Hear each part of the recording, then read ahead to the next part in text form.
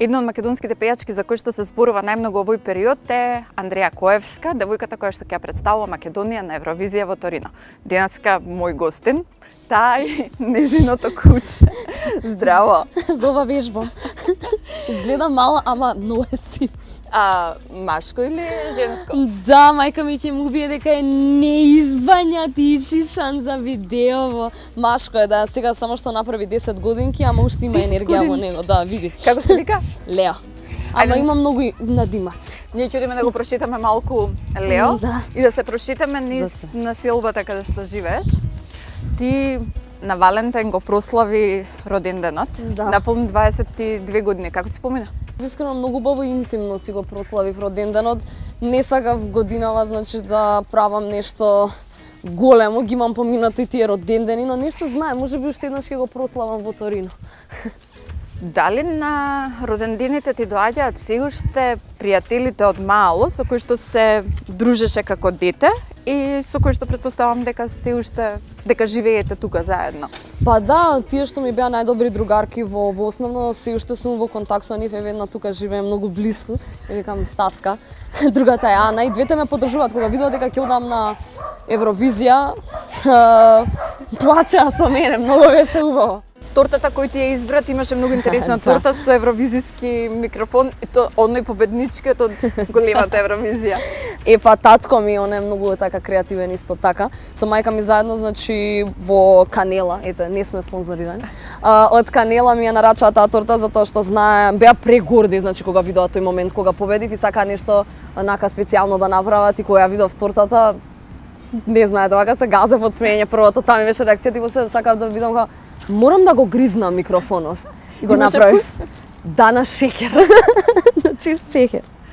Дали од секогаш си живеела во Козле? Дали си од секогаш тука стационирана? Па да, јас мислам тука имам израснато и се уште живеам тука, но имаше една година кога живеевме во Америка, тоа беше кога имав 5 години и така всушност јас го научив англискиот и сум наклонета кон R&B сол музика.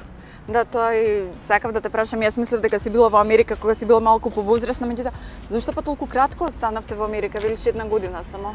Па сега не знам, јас бев дете, татко ми имаше леле кога ќе го слушнува ова како зборам, значи ќе ми утепа. Значи не знам, имаше доби некоја програма, пракса од една година. Од работа? Од работа, да. Твој татко е професор, така? Професор, да, на правниот факултет и не собра сите со него. Ја отидовме таму, мислам, секако е многу убава можност, многу убава шанса, како деца мали, значи се ни прима нас мозокот. И јас така сум доволно привилегирана да кажам дека имам живеено во Америка, имам научено да говорам прекрасно англиски. Каде живеевте точно? Во Харлем. Дека што е црничката музика и они убави Да. Но ми беше убаво затоа што во градинка тогаш и бев едно белче буквално помеѓу сите луѓе од сите различни култури, всушност тоа те ти го збогатува животот и сум многу ми е мило дека го имам проживеано тоа. Се сеќаваш ли на некој момент од животот таму, бидејќи 5 години не е ни преголема возраст, кога се памти, ама Да. не е ни премало за да не памтиш ништо?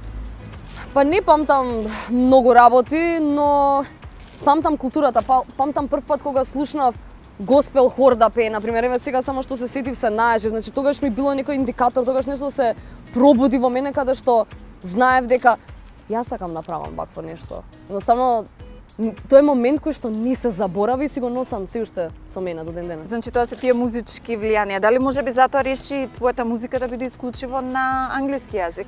Па можеби да, затоа што од многу мала почнав и природно ми доаѓа. Кога се работи за уметност, јас не сакам да форсирам ништо и среќа го имам масевски затоа што зборуваме еден ист јазик и знаеме дека кога ќе влеземе во студио не исклучуваме ништо, но ако тргнеме со некоја мисла не сакаме да менуваме на пола. Масевскиот твојот продуцент подоцна ќе одиме да го посетиме.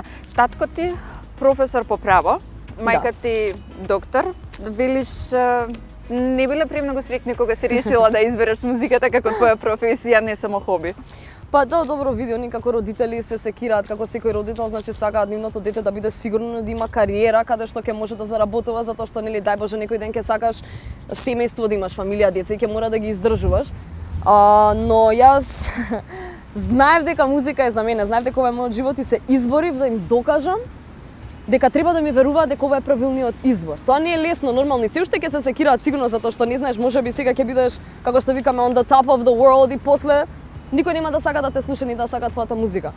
Но сега кога гледаат како пополека успевам да си го нели остварам Горде сонот, се претпоставам. да, прегорди Па се. да, не знам. уствари тортата со евровизискиот Човече, микрофон колку го пати ме докажа. слушаат дома, викам, ве молам, не можам веќе да се слушам, значи ќе треба да пеам песна, ќе ми се згади, викам, немојте. Да, многу е многу убаво. А што е со брат ти? Колкава поддршка ти беше тој во моментите кога твоите беа против тоа да се занимаваш со музика? Оно, бидејќи е постар 5 години и малце нели поискусен во живот, ми кажа, те молам, немој да правиш нешто што не сакаш. И јас се држам за тоа, затоа што многу лимитирано време имаме на светот, зашто едноставно да не прави тоа што не прави среќни, да не прави да се чувствуваме исполнети. Особено кога работиш за тоа, па го кажувам, можностите не доаѓаат, ние ги креираме со работа. И така што мило ми е дека ми го даде тој совет како помало дете во средно. Блиски сте? Да. Јас некаде прочитав, дали е вистина дека повеќе сакаш да играш PlayStation со брат ти, отколку да излегуваш во град со пријателите?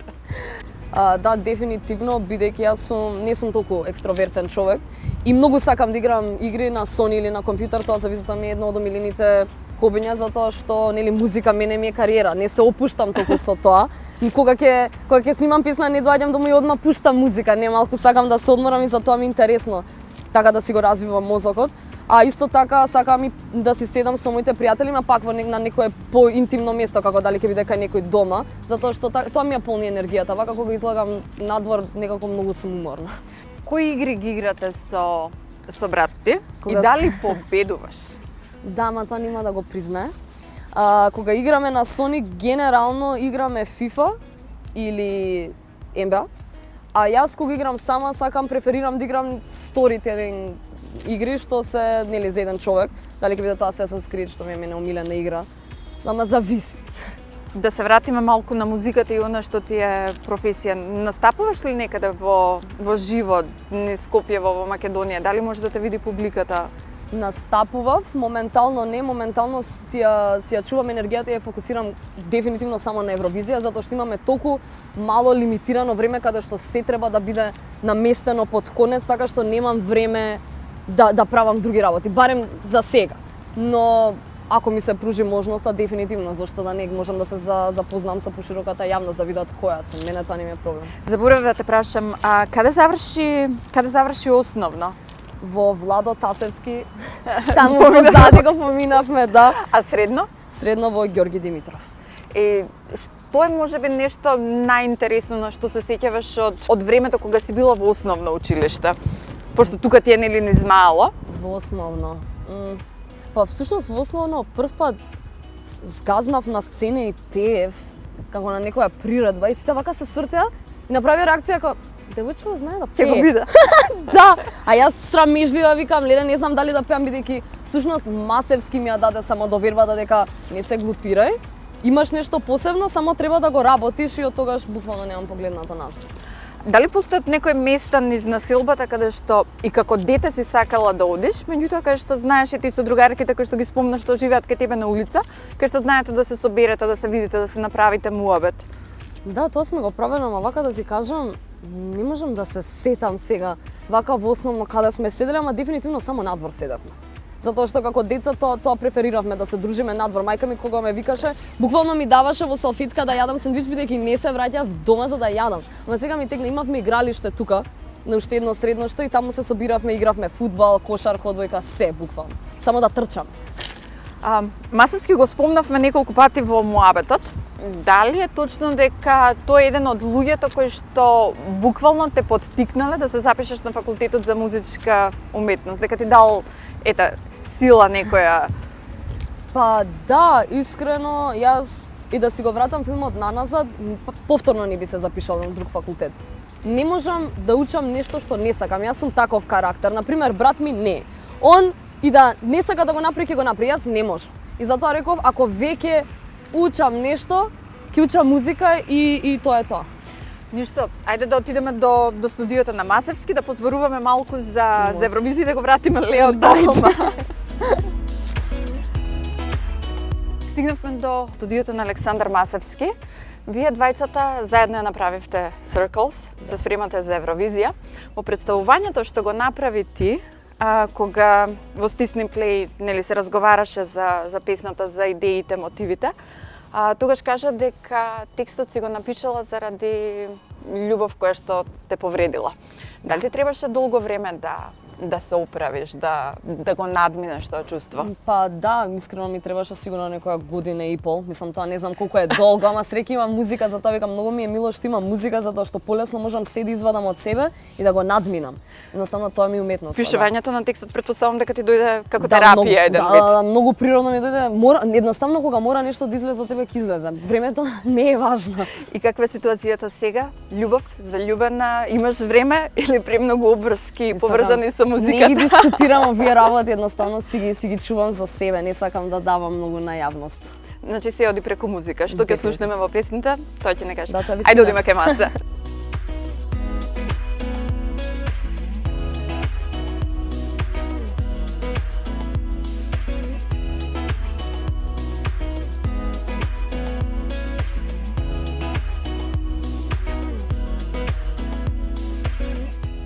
Со Андреја веќе си направивме малку муабет за Евровизија, за песната што ја правевте, ама... И издаде ли се? Јас не, Сите никогаш. тајни ги издаде? Не, чекаме од тебе да ги кажеш најбитните работи. Добро. Како почна вашата соработка? Дали е вистина дека ти си ја побарал прв Андреја за соработка пред неколку години? Да.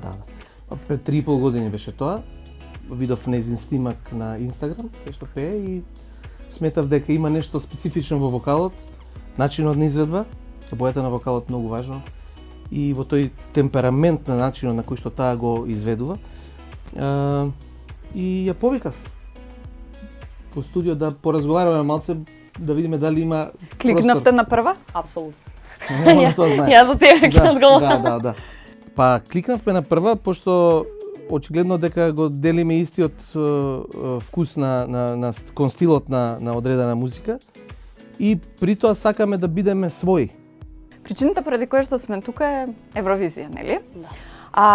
Ајде сега да поразговараме малку за евровизиската песна Circles. Дали ја имавте направено однапред или во моментот кога излезе конкурсот на МТВ седнавте и направивте песна наменски? Circles се направена пред година и пол. И таа беше всушност, ние имаме 6 синглови до сега и неколку ремикси на тие синглови што сме направиле. И таа беше планирана да биде 7-миот сингл. Значи самата должина на Circles беше 3 минути 38 секунди, што е надвор од евровизиските правила. Да, мораше да кратиш. Да. Ние направивме една песна всушност наменски за конкурсов, меѓутоа на крај одлучивме дека победи искреноста на Circles, затоа што Circles не ја правевме со никаква намена, значи немаше предумисла за правење на Circles, едноставно така дојде. Јас креирав нешто аранжмански дел и мелодија и дел лирикс, значи текст. Кога дојде Андреја, викам за тебе, секако со идеја во главата дека тоа Андреја треба да го изведува, затоа што тоа одговара на незините гласовни способности и баш и лежи на вокалот. И кога ја викнав Андреја да ја слушне, она беше воодушевена од песната, се заљуби, вика молим те, вика може ли ја барем остатокот од Да, она и во најавата што ја правеше пред емисијата кажа јас сакам текстот да го напишам. Да допишам ја во текстот, знаеш, да направам. Ја викам секако и така излезе тој нејзин дел од текстот.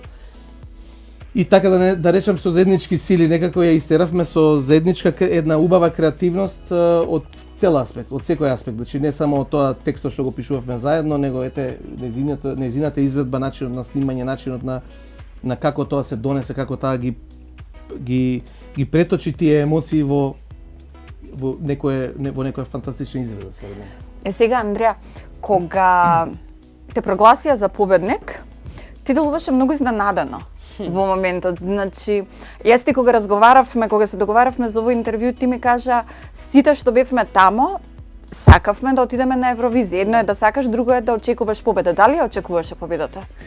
Искрено вака не очекував ништо друго затоа што мораме ние што се бавиме со оваа уметност да да сме победнички настроени. Никој нема да не чека ние да направиме нешто ако сами иницијативно нели не го направиме.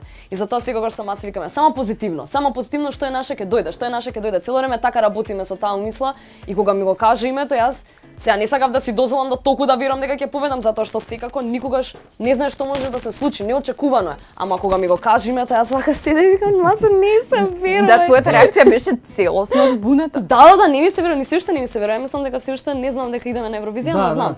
Не очекувавме, мислам, поентава е тоа што имаше и добри песни, беа избрани на вистина, конкурентни. Да. И нели сите, како што вели Андреја, сите ние потајно посакуваме да одиме и се надеваме дека ќе, но знаеме дека многу тешко на крај ти се изговара името дека се еден нешто ќе помине. Да. Така што и ние бевме онака исто, ја и онака бев као what? Пријатно изненаден. Пријатно изненаден. Да сериозно кажете уште еднаш. Да. Се случи и тоа се случи зашто нели јас сум учествувал повеќе пати, ама не се дешавало, за како да кажам, тоа е така, имало нешто, некој друг имал поише среќа. Да. Се оваа среќа беше наша сега. Да. Оваа година. Дали ти честитаа колегите за победата? Апсолутно да, тоа многу ми се допадна како што и кога беше конкурсот, значи додека се слушаа сите 6 песни, сите бевме колегијални, значи сите бевме супер прекрасни луѓе се едноставно, затоа на секој му посакувам да има можност да застане на таа сцена. Сите работат, ние си ги креираме сами можностите, не ни доаѓаат и мене тоа многу ми се допаѓа така што фалам им на сите за убавите честички. Браво, честички. Се гледа дека сум уморна од интервјуа цело време, нели? Да, но и се уште ме поддржуваат, сите ми честитаа роден ден, значи нема тука ништо лошо, нема злоба. Дали си гледала Евровизија како дете? Дефинитивно. Евровизија е огромен настан. Значи се спектакуларни работи се случува, нешто што не очекуваш се случува. Годината да, и се вложува во тоа, така што да, дефинитивно и како дете ми било интересно да гледам, ама сега како што растам, повише сакам да слушнам убава песна наместо некои други елементи што порано на пример повеќе ми се допаѓаат. Добре, дали некогаш си замислувала дека еден ден ќе настапиш на големата сцена, дека ќе те гледа милиарди, значи публика во милиарди? Значи јас од секогаш сум сакала да застанам на огромна сцена, но сега дека времето е тука, мене не ми се верува. Јас мислам дека се уште сум во шок дека ќе одам на Евровизија, но поспремна во животот не сум била. Остварување на дел од сонот. Дел од сонот, буквално, да. Трема? Позитивно. Така што не сакам да имам трема. Мене тоа ми кажува дека имам се уште кон нешто да работам едноставно, но не го сметам тоа како лошо затоа што кога ќе застанам на таа сцена, моментот е тој и само треба да го зграпчам во тие 3 минути. Па тоа е нормално според мене и треба да имаш малку затоа што ако си па преопуштена, тогаш прелабава и можеш и да ја утнеш работата затоа што баш си олабав. Нели некогаш си настапувала на голема сцена? Или ова ќе биде прво искуство? Па сум настапувала, ама ни блиску до сцената што ќе биде сега во Торино, но тоа мене ме охрабрува на некој начин. Не е како да се плашам, едноставно кон ова цел живот и сега конечно имам можност да почнам да си го остварувам сонот, така што спремна сум. Едва чекам. Маса ти си бил на Евровизија, беше како продуцент на песната на Тоша на Live 2004 во Истанбул. И тогаш беше како бек вокал. Дали може би ќе те видиме и сега како бек вокал со Андреја? Пази, тоа беше пред 18 години. Нема да ме видите како бек вокал тука. Има некои правила се и променети во однос на тие бек вокали, така што дека можете дел од снимени бек вокали да може да останат и снимени. Евентуално ако ни е потребен некој бек вокал ќе видиме од тоа што ни се дава, што ни е тука блиску и од страна на пејачки, односно изведувачи кои што ги знаеме дека се добри. Па ќе видиме, не знаеме се уште што ќе се случува тука, но нема да ме видите мене како бек вокал, али таму ќе видам.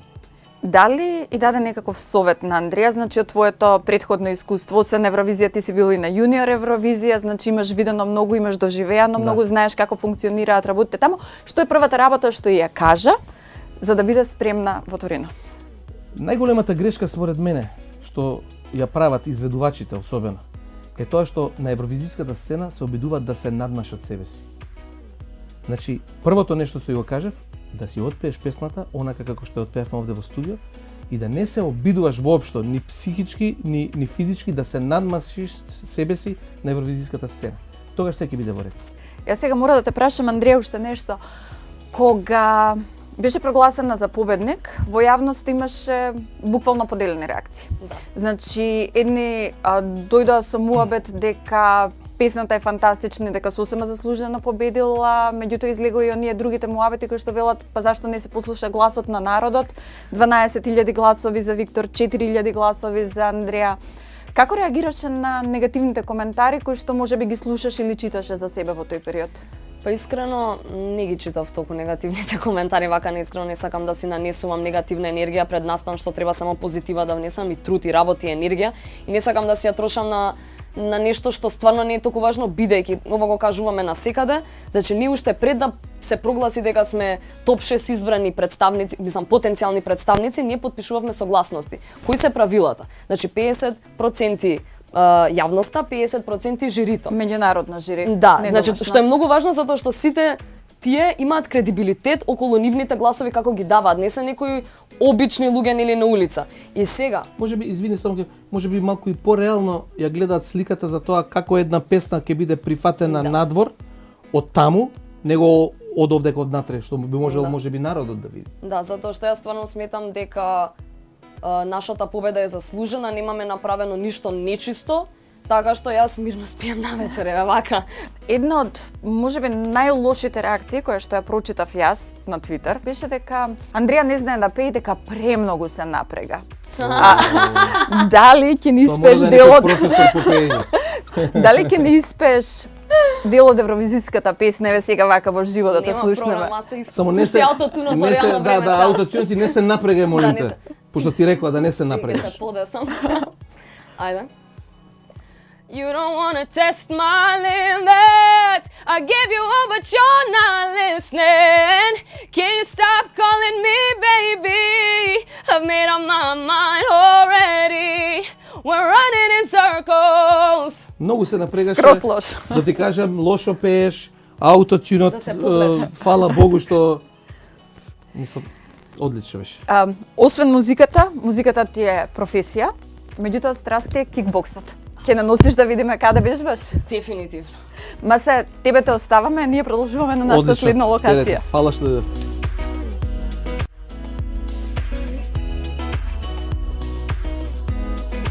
Оно што заборавив да те прашам кога разговаравме кај Масевски, ти си еден од најслушаните, ако не и најслушаниот македонски музичар на Spotify. Дали ти беше чудно што во светски рамки се пуштаат твоите песни на светски радиостаници, те преслушуваат преку Spotify, а од друга страна кога победи на Евровизија реакцијата беа која Андреа не ја познаваме. Да, Да, не тотален представува на анонимец. Евровизија. Не, тотално ги разбирам, бидејќи, како што кажавме, претходно ние ја правиме музиката на англиски јазик за интернационален пазар. Затоа јас не им се лутам на луѓето тука што не ме познаваат и ова беше конкурсов, беше шанса да ме запознае домашната публика и поддршката што добив е неверојатна. А баш сега конкретно за Spotify, да, важно е, сметам дека е важно сите артисти да бидат на Spotify или на стриминг платформи за да може да стигне до пошироката јавност, затоа што многу луѓе надвор од Македонија не слушаат песни на YouTube, туку слушаат на стриминг платформи. Меѓутоа, кај тебе не е само Spotify, туку и странските радиостаници. Да, тоа беше неверојатно кога ќе видиме колку од прилика, не знам како беше, некои 13.000 можеби во различни земји, тоа за човек што буквално претходнава година почнавме посериозно да се занимаваме, тие бројки се неверојатни. Мене јас сум се уште во шок, но мило ми е дека барем мојата музика резонира и луѓето сакаат да ме следат поради тоа. Ајде додиме да вежбаме.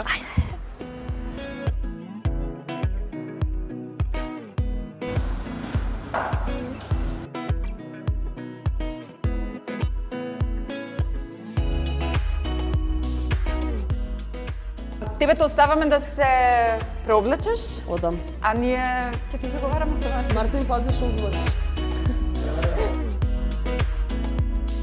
Колку долго доаѓа Андреа да тренира во твојот клуб? Андреа е во кикбокс клубот Титан Про веќе една година. Константно доаѓа, веќе 3 пати неделно навлеговме во некои попрофесионални тренинзи. Значи дисциплинирана е. Дисциплинирана во значи максимални размери. Се труди. Она има и афинитети и пројавува желба и за надпреварувачки карактер да се проба нели на државни првенства. Ама рано е. Прво да отидеме на Евровизија, да представиме Македонија во најдобро светло, А после ќе се па понатаму може на некој надпревар да ја пратиме. Колку е навистина добро во тоа што го работи? Значи колку и лежи кикбоксот? Кикбоксот и лежи можеби на исто рамниште, на исто ниво со музиката.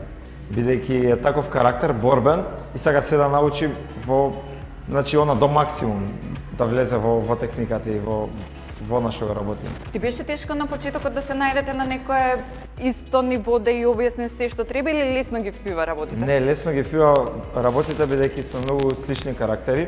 Јас во моите помлади години, да речам основно училиште кој идев и на музичко, на солфеж, па музикава малку не спои. Јас си го прикажав спортот во попрофесионален карактер, она мене музиката и се најдовме. Борбените карактери кои се спојат, она стално иде до максимум. Колку е тежок кикбоксот како спорт? Кикбоксот како спорт бара значи дисциплина и посветеност, бидејќи нели прво да го научиме од брамбениот дел, па после оној дел Нападјачкиот? Да, оној дел каде што треба да нападнеме. Е спорт каде што бара нели захтевност. Може буквално секој да вежба кикбокс, значи дури тој што нема никаква физичка спремност од претходно? Буквално секој, ние работиме на принцип баш од почеток. Започнуваме. Ева Андреја е пример за тоа. И нели ги рушиме оние стереотипи машки и женски спорт. Значи можам да вежбам и јас? Да, повеќето ни се девојки во клубот. Морам да признам дека повеќето се девојки, реално се малце поборбени од нас, така сакаат да научат побрзо. И идеме до максимална граница да им го прикажеме спортот во најдобро светло. Велиш дека Андреја сака да оди на надпревари. Да. Имате ли освоено нешто со клубот? Значи кој ви е најголемиот Да, успех? за прв пат сега минатата недела на 6 февруари беше одржано првото државно првенство во рамките на кикбокс Мајте Федерацијата на Македонија. Таму имавме тројца борци, од кои двајца освоија медали, еден сребрен, еден бронзен. И сум презадоволен, бидејќи момците тренираат само 4 месеци кај нас во клуб. Ајде сега да дојде Андреја и да одиме малце да повежбате.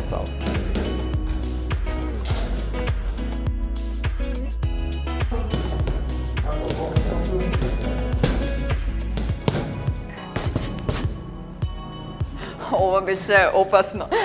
Малку. Една година кикбокс, тоа ми каже и Мартин дека една година тренираш.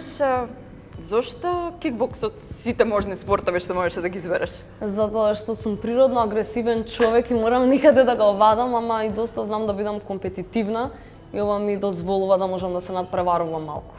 Зошто толку доцна можеби во животот реши да почнеш да се занимаваш со кикбокс? Па не дека не сум сакала од секогаш, но прво влегов во фитнес, малку со тежина да работам, бидејќи тоа сакам доста да го правам, сакам да се чувствувам силно и спремно. А кикбокс има некој друг предизвик затоа што мора кондицијски да си константно спремен, а како изведувач што сака да трча на сцена цело време, сакам да бидам нели способна да го правам тоа. Ние дека доаѓавме навака на кај кикбокс студиото, ти ми кажа дека кога си вежбала фитнес си успела да кренеш и 40 кила на Да, тоа нема да го постигнам пак во блиски иднина затоа што тоа беше нели почнуваме од 10 па 20, мислам не е ни толку брзо. Но да, бев многу физички спремна, но бев и потешка во килажи, кога си потежок во килажа полесно можеш да креваш нели поголеми тежини, но мислам дека ако се стегна можам пак да го направам тоа. Колку внимаваш на исхраната, на тоа да водиш здрав живот? Па внимавам да ти кажам право, ама сега повеќе затоа што реков дека сакам да го имам најдоброто тело на Евровизија. Не знам дали ќе го постигнам тоа, можеби за себе, за таму не знам, но гледам да се исхранувам 80% со здрава исхрана, со тие нутритивни вредности што ми требаат за да можам да функционирам, затоа што тука кога ќе дојдам на тренинг сакам да се чувствам силно, сакам да се чувствам како да имам сила да дадам таа енергија. Ако се исхранам со некоја тешка храна, нема ни да можам да постигнам се. Алкохол, цигари? Цигари не, цигарите ги престанав значи во трета средно. А алкохол не пијам толку често, можеби еднаш во месецот. Дали носиш штикли? Не. Дали те видел некогаш некој во штикла? Апсолутно не. Имам носено, да. Не дека не ми стои добро сега иде вака, но не се чувствувам убаво на крајот, но повеќе сакам патики да носам или мартинка, чизма, нешто така по-агресивно. Мартин ми каже дека сакаш и да се надпреваруваш и дека ти вели се уште не е време, причекај. Па не, да, јас тука му се жалев кога доаѓа, викам Мартин треба инструмент да свирам, викам ако си ја повредам раката, то ќе правам после, имам испити за полагање. Ама да, се многу обрнуваме внимание на техника и се немам повредено, да не се урочам, се немам повредено изминативе неколку месеци. Меѓутоа, дали ти се нашол некогаш кикбоксот во приватниот живот како добар одбранбен систем? Дали некогаш се нашла во ситуација на некого да се одбраниш од некого, себе, некоја другарка? Фала Богу не, затоа што не знае никој човек како може да се исконтролира во тие ситуации, но секогаш ако има некоја ситуација, јас станувам и си одам. Значи не сакам да бидам дел од тоа. Не сум човек што верува дека треба физички да си насилен за да разрешиш некоја ситуација, но убаво е да се знае. Дефинитивно како девојка, како сите девојчиња во светот, знаеме дека е добро да се знае да се браниме. И еве, сосема за крај, јас само ќе ти посакам голем успех во Торино. Фала. Да го оствариш се она што сакаш и на крај ако можеш еднаш да не го покажеш она вртењето со ногата и удирањето вреќа, а после ќе го ставиме со Мартин да вежбате заедно. Сега да види, ова ќе биде low kick затоа што не сум истегната добро. Добро беше кажа да реш. Ќе ме кара сега сигурно после.